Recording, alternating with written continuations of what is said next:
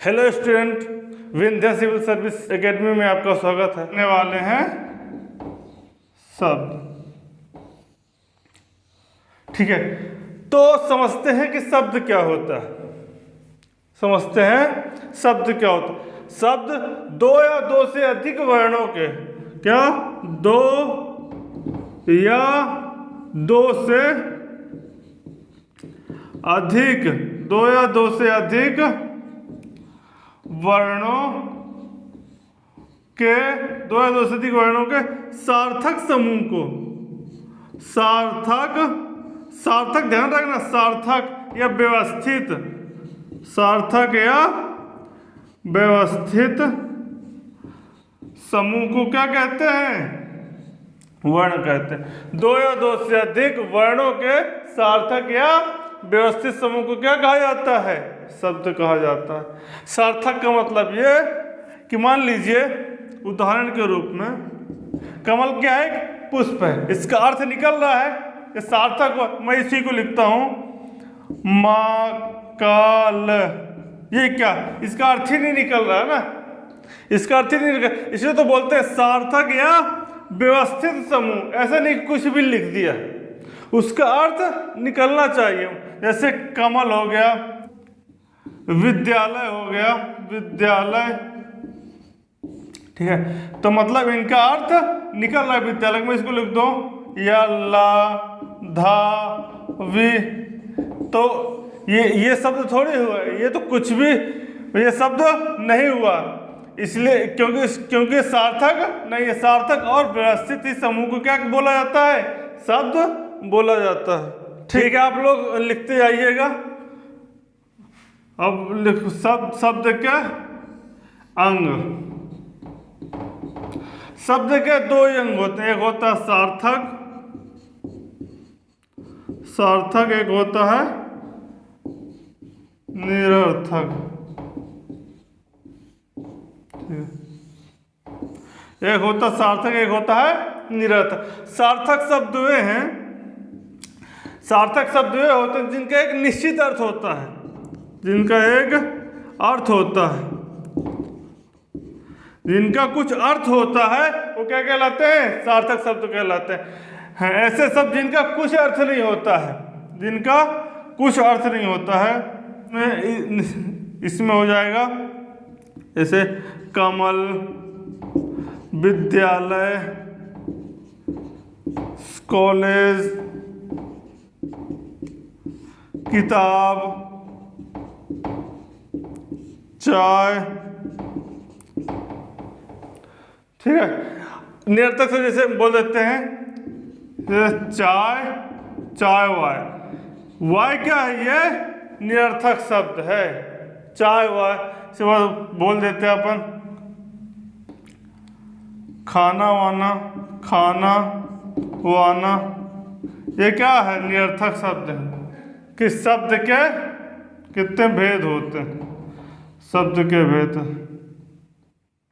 ठीक है, तो शब्द के भेद देख लेते हैं। पहला है रचना, पहला है रचना, रचना बनावट के आधार पर, रचना बनावट के आधार पर, रचना बनावट के आधार पर। इसके बाद दूसरा देख लेते हैं उत्पत्ति, उत्पत्ति इतिहास, उत्पत्ति इतिहास के आधार पर, के आधार पर। तीसरा हो जाएगा अपना, तीसरा हो जाएगा अर्थ के आधार पर, अर्थ के आधार पर। ठीक है, किसके आधार पर? अर्थ के आधार पर। और अपना चौथा प्रयोग या विकार के आधार पर, किसके? विकार के आधार पर। ठीक है, तो कितने प्रकार होते हैं शब्द के, कितने भेद में बांटा गया? एक रचना और बनावट के आधार पर, इसके बाद उत्पत्ति इतिहास के आधार पर, अर्थ के आधार पर, प्रयोग विकार के आधार पर। ठीक है, तो मुख्यतः इसके 4 भेद होते हैं। ठीक है, सबसे पहले देखते हैं कि रचना बनावट के आधार पर। ठीक है, रचना बनावट के आधार पर 3 होते हैं।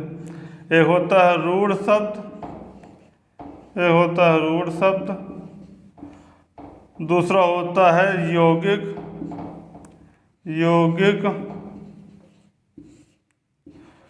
शब्द, और तीसरा होता है योग रूढ़। तीसरा होता है योग रूढ़ शब्द। ठीक है, एक हो गया रूढ़ शब्द, दूसरा होता है यौगिक शब्द, तीसरा होता है योग रूढ़ शब्द। ठीक है, अब उत्पत्ति या इतिहास के आधार पर दूसरा देख लेते हैं। तो इसका पहले होता है तत्सम,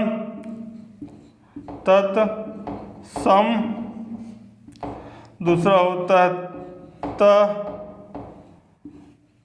तद्भव, तत्सम तद्भव, तीसरा होता है देशज,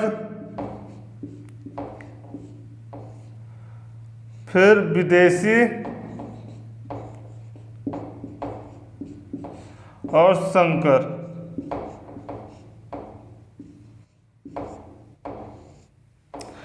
तत्सम तद्भव देशज विदेशी और संकर, इसको उत्पत्ति एवं इतिहास के आधार पर कितने भागों में बांटा गया है?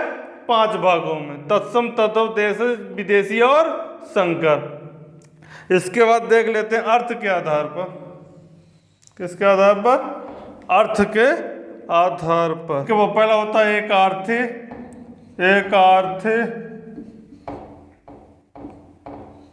दूसरा होता है अनेकार्थी, तीसरा होता है पर्यायवाची,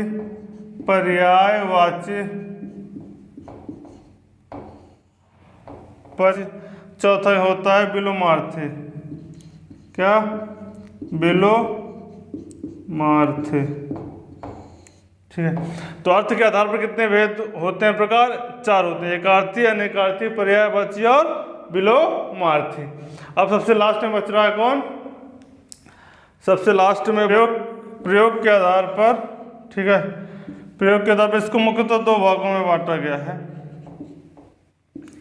ठीक है, एक होता है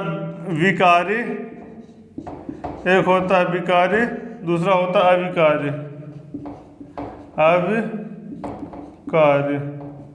ठीक है, विकारी के अंदर आते हैं, विकारी में होते हैं 4 होते हैं।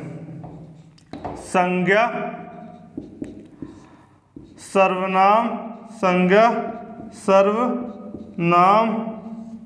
इसके बाद क्रिया, चौथा होता है विशेषण।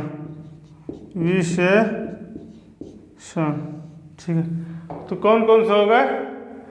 संज्ञा, सर्वनाम, क्रिया और विशेषण। संज्ञा, सर्वनाम, क्रिया और विशेषण। अभिकारी में कौन कौन से हो जाएंगे?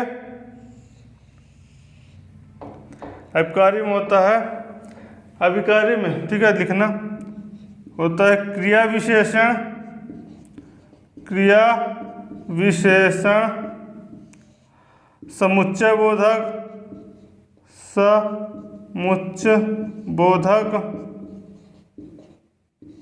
और तीसरा हो जाएगा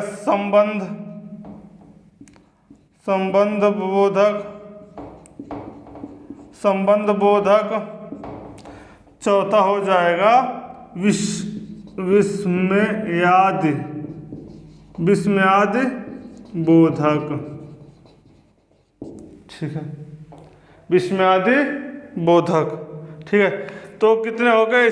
अभिकारी में कितने हो गए? 4। क्रिया विशेषण, समुच्चय बोधक, संबंध बोधक और विस्मयादि बोधक। देखते हैं रचना और बनावट के। तो हमने भेद सबसे पहला देखते हैं। तो चलिए सबसे पहले देखते हैं रचना एवं बनावट के आधार पर। रचना एवं बनावट के आधार पर। रचना एवं बनावट के आधार पर। ठीक है, कौन कौन से अपन देखे थे? 3 देखे थे। एक रूढ़ शब्द, यौगिक, और तीसरा देखा था योग रूढ़। ठीक है, तो सबसे पहले बात करते हैं रूढ़ शब्द की। रूढ़ शब्द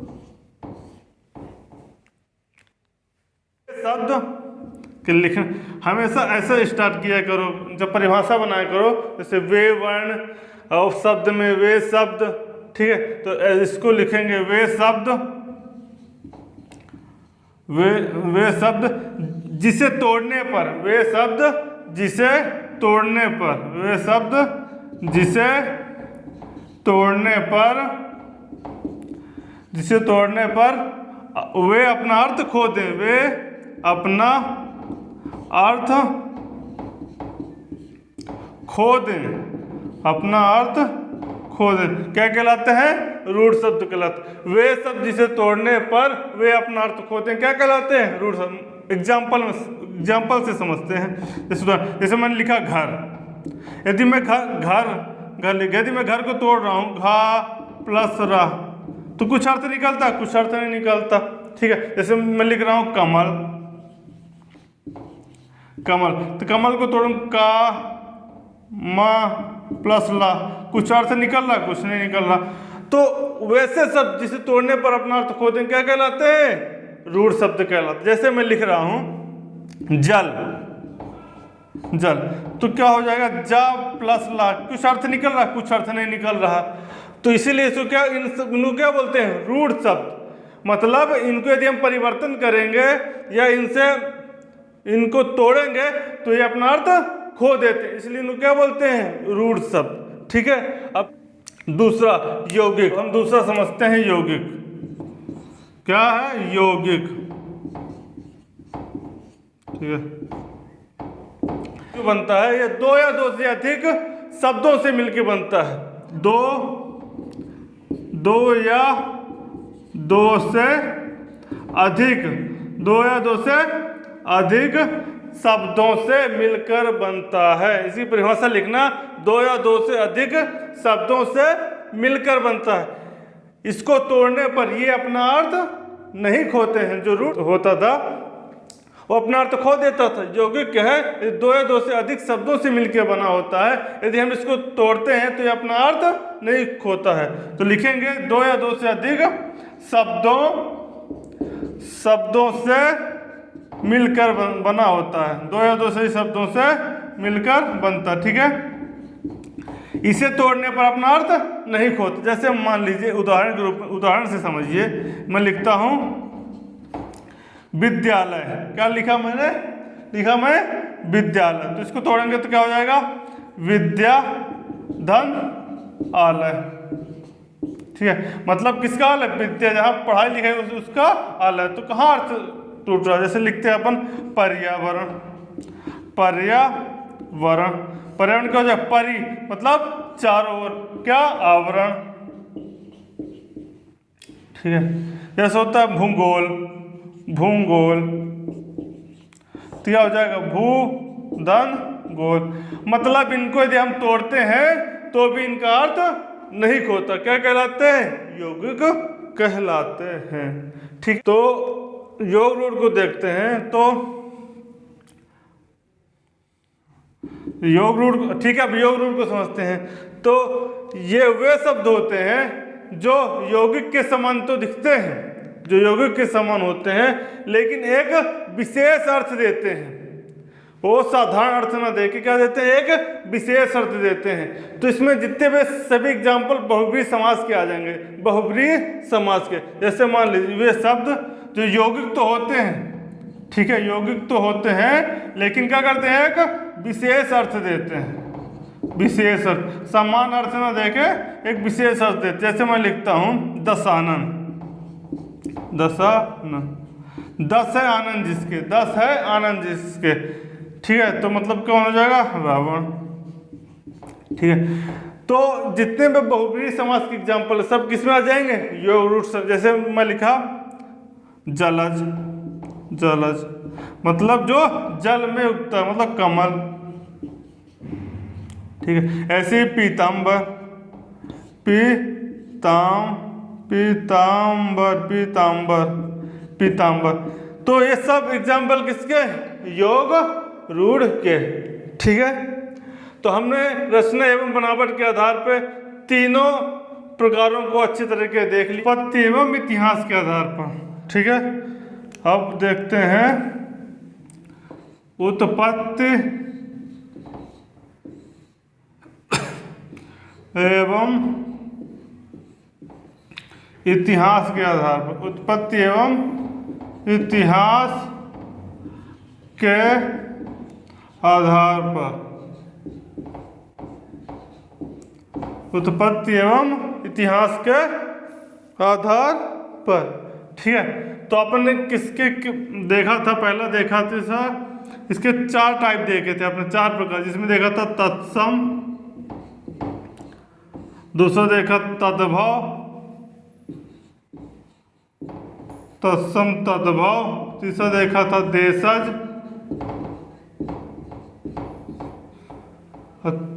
देशज तत्सम तद्भव देशज। इसके कितने देखे थे? 5 टाइप, 5 प्रकार देखे थे। तत्सम तद्भव देशज, विदेशी, विदेशी, 5वां संकर। ठीक है, तो हम सबसे पहले बात कर लेते हैं तत्सम की। तत्सम, ठीक है, मतलब तत् धन सम, मतलब उसके समान, मतलब वे शब्द जो संस्कृत के थे ज्यों का त्यों हिंदी में अपना लिए गए हैं। कैसे शब्द कहलाते हैं? तत्सम शब्द कहलाते, मतलब ऐसे शब्द जो संस्कृत के थे। कहाँ के थे? संस्कृत के थे, लेकिन ज्यों को तो कहाँ अपना लिए गए हैं? हिंदी में। ठीक है, कौन से शब्द कहलाते हैं? तत्सम शब्द कहलाते हैं। ठीक है, जैसे एग्जाम्पल के रूप में देख लीजिए, जैसे सूर्य, इसके बाद दधि, दधि, सूर हो गया, दधि हो गया, इसके बाद दुग्ध। ठीक है, ये शब्द क्या? वे शब्द जो कहाँ के थे? संस्कृत के तो थे, वे शब्द जो संस्कृत के थे, लेकिन कहाँ पे? संस्कृत का परिवर्तन होके, संस्कृत का परिवर्तन होके, जो संस्कृत का परिवर्तन हो कहाँ पे चेंज हो गए हैं? हिंदी में। ठीक है, वे सब जो संस्कृत को तो थे, लेकिन परावर्तित होकर कहाँ अपना लिए गए हैं? हिंदी में। लेकिन इसमें क्या होता? तत्सम सेम का सेम हिंदी में अपना, जैसा था वैसा का वैसा अपना लिए गए, लेकिन इसमें संस्कृत का क्या हो गया? परिवर्तन होकर कहाँ में अपना लिए गए हैं? हिंदी में। जैसे मान लीजिए, जैसे सूर्य, सूर्य का हो जाएगा सूरज, जैसे रात्रि का रात। ठीक है, जैसे दिवस का दिन। तो क्या हो रहा है? इनका संस्कृत से हिंदी में क्या हो रहा है? परिवर्तन हो रहा है। ठीक है, तो अपन ने तत्सम देख लिया, तद्भव देख लिया, अब देखते हैं देशज, देखते हैं देशज। ठीक है, देशज मतलब वे शब्द होते हैं जो जनजातियों के द्वारा स्थानीय भाषा बोली में यूज किए जाते हैं, वो क्या कहलाते हैं? देशज शब्द। मतलब जो देश में ही जो भाषा का जन्म, देश प्लस जा, मतलब जो देश में ही उस भाषा का जन्म हुआ है, उसको क्या बोलते हैं? जैसे देशज बोलते हैं। वैसे मान लो जैसे लोटा बोलते हैं ना, लोटा, डोरी, डोरी, कपड़ा, लोटा, डोरी, कपड़े, ये क्या होगा? सब देसी शब्द हो गए। ठीक है, जो हम अपने डेली यूज में क्या करते हैं? यूज करते हैं, जो अब मतलब ऐसे शब्द होते हैं जो देश में ही जन्मे होते हैं, क्या कहलाते हैं? देशज शब्द हैं। विदेशी, विदेशी शब्द मतलब विदेश, विदेशज, विदेश मतलब कहाँ जन्मा हुआ? विदेश, जो विदेश में जन्मा है। लेकिन वे शब्द जो विदेश में तो जन्मे हैं, लेकिन इसका परिवर्तन होकर सुविधा एवं आवश्यकता अनुसार कहाँ अपना लिए गए हैं, हिंदी में अपना लिए। जैसे station, station, school, station, school, college, ये शब्द कहाँ अपना लिए गए हैं, अपने हिंदी में। अब सुविधा एवं आवश्यकता अनुसार। विदेशी मतलब यही होता है कि जो विदेश में शब्द जन्मे हैं लेकिन अपने हिंदी भाषा में एवं आवश्यकता अनुसार अपना लिए, सुविधा एवं आवश्यकता अनुसार अपना लिए गए हैं। ठीक है, अब पांचवा देखते हैं संकर। संकर का अर्थ ये होता है कि संकर का अर्थ ये होता है दो से मिला हुआ, मतलब वे शब्द जो दो शब्दों से मिलकर बना होते हैं। कितने शब्दों से? दो शब्दों से मिलकर बनते हैं। चाहे वो तत्सम तद्भव हो सकता है, चाहे तद्भव तद्भव हो सकता है, विदेशी प्लस संकर हो सकता है, देशज प्लस संकर हो सकता है। किसी भी दो शब्द से मिलकर बने होते हैं, क्या कहलाते हैं? देशज शब्द कहलाते हैं। जैसे मैं लिखता हूँ रेल गाड़ी, उदाहरण लिखते हैं रेल गाड़ी। ठीक है, कितने शब्द से मिलके बन रहे हैं? दो शब्द से मिलके बन रहे हैं, जिनमें से रेल क्या है? अंग्रेजी, और गाड़ी कौन सा है? तद्भव। ठीक है, तो हमने उत्पत्ति एवं इतिहास के आधार पर पांचों प्रकारों को अच्छी तरीके से विस्तृत उदाहरण के थ्रू देख लिया है। तो चलिए देखते हैं तीसरा भेद, अर्थ के आधार पर। अर्थ के आधार पर, अर्थ के आधार पर। ठीक है, तो अर्थ के आधार पर देख लेते हैं। तो सबसे पहला अपने देखा था एकार्थी। ठीक है, दूसरा देखा था अनेकार्थी, कार्थी। तीसरा देखा था पर्यायवाची, पर्यायवाची। चौथा देखा था विलोमार्थी, विलोमार्थी। ठीक, कितने पॉइंट है अर्थ के आधार पर? 4 पॉइंट है, जिनमें से सबसे पहले अपन देखते हैं एकार्थी। ठीक है, इनको परिभाषित करेंगे कि वे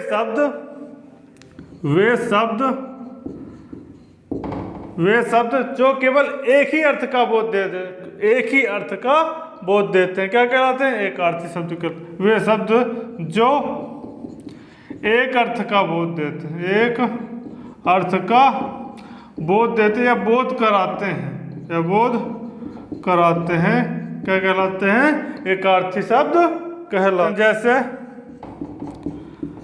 जैसे गंगा, गंगा पटना, आधा। ठीक है, इसके बाद दूसरा देखते हैं अनेकार्थी। अनेकार्थी, अनेकार्थी होता है, अनेकार्थी वे शब्द जो कई अर्थ का, वे शब्द जो कई अर्थों का बोध कराते हैं। वे शब्द जो कई अर्थ का, जो कई अर्थों का बोध कराते हैं, जो कई अर्थों का बोध कराते हैं। ठीक है, वे शब्द जो कई अर्थों का बोध कराते हैं। ठीक है, क्या कहलाते हैं? अनेकार्थी शब्द कहलाते हैं, अनेकार्थी शब्द कहलाते हैं। ठीक है, जैसे हार, कनक और कर। हार मीन्स पराजय भी होती है, हार मीन्स पराजय भी होती है, हार माला भी होता है। ठीक है, कनक होता सोना भी होता है, और धातुरा भी होता है। ठीक है, बोलते हैं कर को बोलते हैं हाथ और टैक्स। तीसरा देखते हैं पर्यायवाची, पर्यायवाची। तो पर्यायवाची में अपन लिखेंगे कि वे शब्द जो समान अर्थ का बोध कराते हैं। कौन? समान अर्थ का बोध कराते हैं। क्या कहलाते हैं? शब्द कहलाते हैं। कौन से? समान अर्थ का बोध कराते हैं। क्या कहलाते हैं? पर्यायवाची शब्द कहलाते हैं। जैसे जल, जैसे पानी, पानी को पानी होता है जल, जल, नीर, ठीक है। आँख, आँख, नयन, लोचन, ठीक है। इसके बाद तीसरा हो जाएगा कमल, जलज, नीरज, ठीक है। तो जो ये है ना, ये क्या जैसे समान अर्थ का बोध करा रहे हैं। किसका बोध करा? समझ, कमल का जलज, नीरज, आँख का नयन, लोचन, पानी का जल और नीर, ठीक है। तो ऐसे शब्द क्या कहलाते हैं? पर्यायवाची शब्द कहलाते हैं। अब चौथा हो जाएगा विलोमार्थी, ठीक है। मतलब वे शब्द जो विपरीत अर्थ का बोध कराते हैं, ठीक है। किसका अर्थ का? विपरीत अर्थ का बोध कराते हैं। वे शब्द जो विपरीत अर्थ का बोध कराते हैं क्या कहलाते हैं? विलोमार्थी शब्द कहलाते हैं। जैसे रात, रात के आगे हो जाएगा दिन, ठीक है। हो जाएगा पराजय, पराजय। लाभ का हो जाएगा हानि, ठीक है। तो हमने अर्थ के आधार पे चारों प्रकारों को अच्छे से कवर कर लिया विथ उदाहरण के द्वारा। प्रयोग या विकार के आधार पर, विकार के आधार पर, ठीक है। तो ये हमने दो देखे इसके टाइप। कौन से? एक विकारी और दूसरा देखा अविकारी शब्द। हमने इसके टाइप बताए थे कौन कौन से? संज्ञा, सर्वनाम, हम क्रिया और विशेषण। इसमें देखा था हमने क्रिया विशेषण, क्रिया विशेषण, समुच्चय बोधक, समुच्चय बोधक। इसके बाद देखा तो संबंध बोधक। इसके बाद आ जाएगा विस्मयादि बोधक, ठीक है। तो आप समझते हैं विकारी शब्द क्या होते हैं और अविकारी शब्द। देखो विकारी शब्द वे होते हैं वे शब्द जो लिंग वचन कारक के अनुसार क्या हो जाते हैं? परिवर्तन हो जाते हैं। उनको क्या बोलते हैं? विकारी शब्द। अविकारी इसका उल्टा हो जाएगा, जो लिंग वचन कारक, जो लिंग वचन कारक के अनुसार परिवर्तित नहीं होते हैं या विकारी कहलाते हैं। जो लिंग वचन कारक के अनुसार परिवर्तित हो जाते हैं वो कहलाते हैं विकारी शब्द। जो परिवर्तित नहीं होते उसको क्या कहलाते हैं? तो उदाहरण देख लेते हैं। जैसे लड़का, लड़का हो जाएगा, लड़की, लड़के, ठीक है। तो जाता का जाति क्या हो जाएगा? जाति, जाएंगे, ठीक है। मतलब लिंग वचन कारक से क्या हो, ये परिवर्तन हो रहे हैं। लेकिन इसमें अविकारी में ऐसा नहीं होता। जैसे धीरे धीरे, धीरे धीरे तक, किंतु, मतलब ये परिवर्तन अविकारी शब्द में नहीं होता है, ठीक है ना। तो हमने शब्द के चारों भेदों को अच्छी तरह से कवर कर लिया है, ठीक है। हम अब अगले वाले लेक्चर में संज्ञा, सर्वनाम, क्रिया विशेषण, क्रिया विशेषण, समुच्चय बोधक, संबंध, विस्मयादि बोधक, संज्ञा, सर्वनाम, क्रिया विशेषण, विशेषण, क्रिया विशेषण, समुच्चय बोधक, संबंध बोधक, विस्मयादि बोधक को अच्छे से कवर करेंगे। ये पूरा एक चैप्टर है संज्ञा। संज्ञा को पढ़ने के लिए एक दिन लग जाएगा। हम शब्द को अच्छी तरह से कवर कर लिए हैं। हम 2 सब्जेक्ट को लेके चल रहे हैं, एमपी भी कवर करते जा रहे हैं और हिंदी भी कवर करते जा रहे हैं। तो आप जुड़े रहिए, बने रहिए और देखते रहिए विंध्या सिविल सर्विस एकेडमी। आप सभी का धन्यवाद।